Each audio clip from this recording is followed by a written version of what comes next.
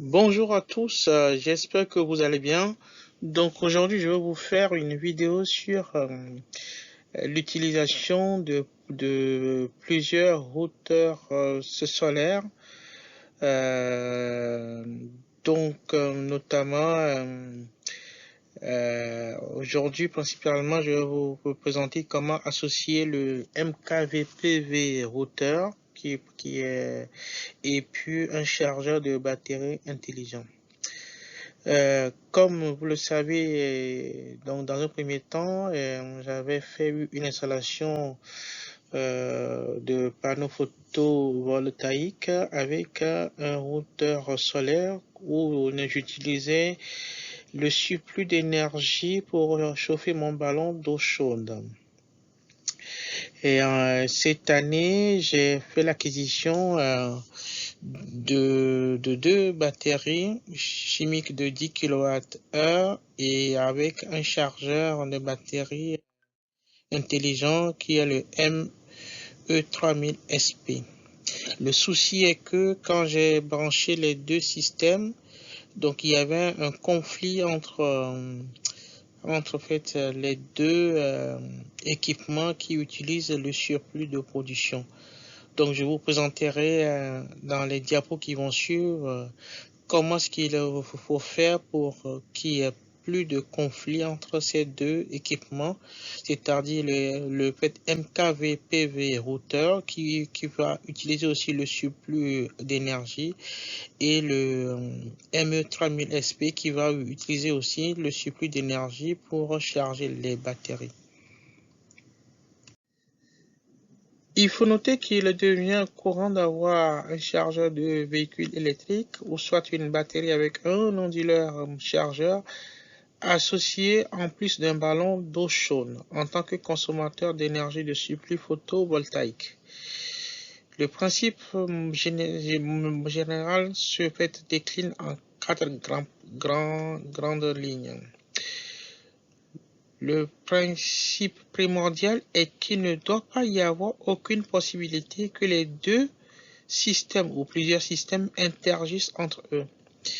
Il doit toujours y avoir une hiérarchie où un système a la priorité pour l'énergie excédentaire et l'autre reçoit sa part lorsque le système primaire est satisfait. Le premier dans la hiérarchie influencera mais ne contrôlera pas.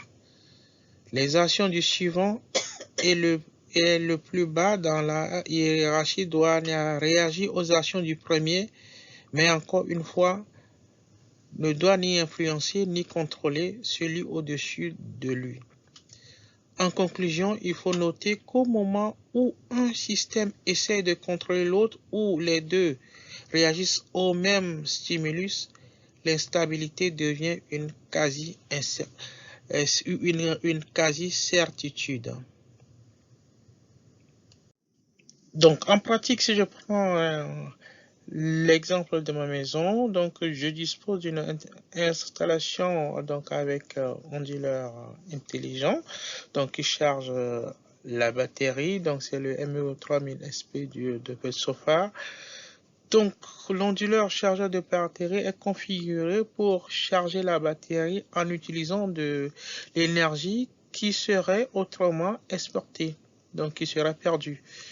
Donc lorsque la batterie est complètement chargée, ce qui arrive, donc du coup, il refuse d'en accepter davantage et donc l'énergie est perdue ou bien fait exportée.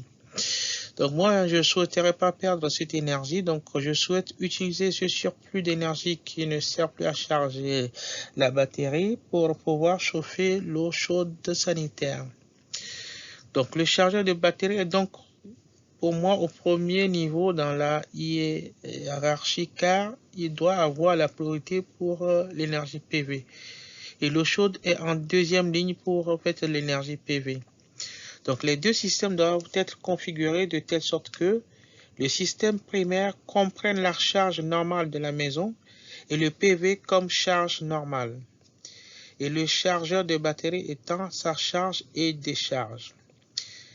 Le système secondaire, donc le réservoir d'eau chaude avec le MKPV routeur doit être sorti du tableau de distribution du courant de la maison contenant le système principal et doit être en amont du système principal afin qu'il puisse collecter les surplus d'énergie qui échapperont du système principal.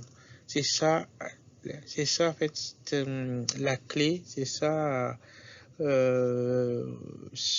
la clé du système pour en fait ne pas avoir de conflit entre en fait ces deux équipements qui utilisent le surplus d'énergie photovoltaïque. Donc, en conclusion, voilà le système basique d'un routeur solaire, donc qui se présente de la sorte. C'est ce que j'avais avant. Après, j'avais donc avec ce système de batterie, donc en utilisant l'onduleur.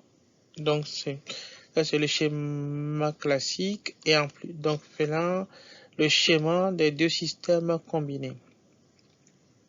Dans le diapo qui va suivre, je vais vous présenter vraiment le schéma filaire en fait. Donc en conclusion, pour ce qui concerne le schéma d'installation, donc nous avons d'abord un circuit, le circuit principal, donc qui contient comme charge les charges de la maison et le panneau PV et puis la production solaire. Donc le surplus, il est en priorité pour charger les batteries.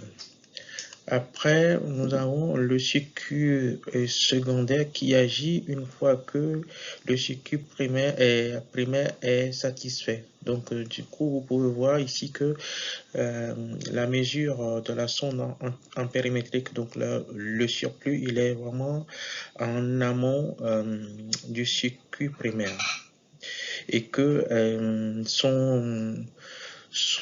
qu'il y a un petit tableau juste dédié au ballon de dos chaude.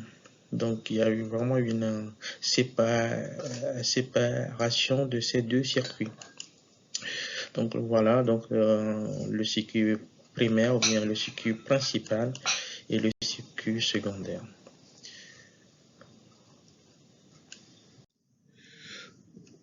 Oui, une petite vidéo pour en fait finir. Donc on voit qu'il est 16 heures, les batteries sont déjà à 100%, mais bon, les nuages sont en train de passer, donc il n'y a pas, la maison consomme aujourd'hui tout ce qui est produit par en fait, le panneau. Il n'y a pas de fait surplus, donc on est en mode stand-by. On verra qu'une fois que, ouais, là, on voit que le fait routeur MK2PV routeur commence par fonctionner lorsque lorsqu'il y a le surplus. Et donc, il va s'arrêter après quand il n'y aura pas de surplus qui passe. Et donc, qu'est-ce qu'on peut voir ici est que lui, il ne va commencer par capter le surplus qui passera une fois que les batteries sont à 100%. Donc, c'est-à-dire, ils sont à 100% et en mode stand-by. Voilà, donc du coup, on peut voir que vraiment il y a la hiérarchisation marche très bien. Il est important vraiment de faire cette priorité-là, de mettre en place cette priorité. Donc la vidéo s'achève ici. Je vous remercie et à très bientôt pour de nouvelles aventures. Merci. Je vous remercie d'avoir regardé cette vidéo. À bientôt.